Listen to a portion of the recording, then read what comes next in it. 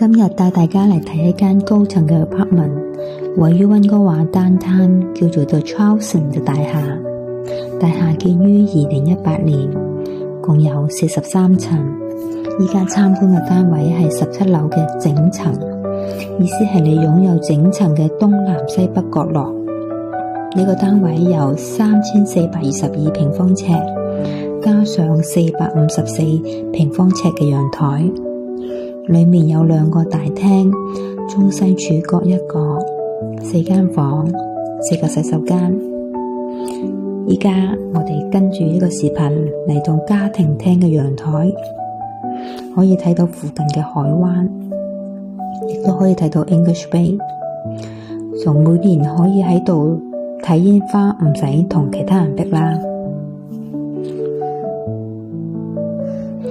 配套方面，我哋有冷暖空調、Clubhouse， 有健身房、室外游泳池、桑拿、蒸汽房、熱水池同埋24小時嘅禮賓服務。呢個單位仲包括4個停車位、2個儲物室、1個單車室。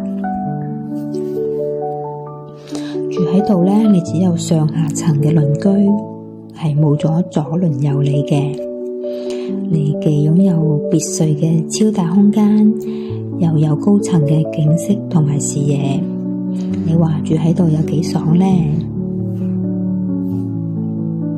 依家叫價係488萬，之前叫價係588萬，住很給力，一減就係減咗100萬。冇辦法啦，依家市場慘淡，特別係高尚住宅。政府估價係513萬，地稅係22,516萬，管理費係3217每月啊！貧窮限制咗我個想象啊！依家你跟住我嘅視頻嚟到客廳，呢個客廳有500幾尺嘅平方尺，乜豪華家私都可以放得落。佢嘅3面牆都係落地玻璃，視野可以睇到成個溫哥華。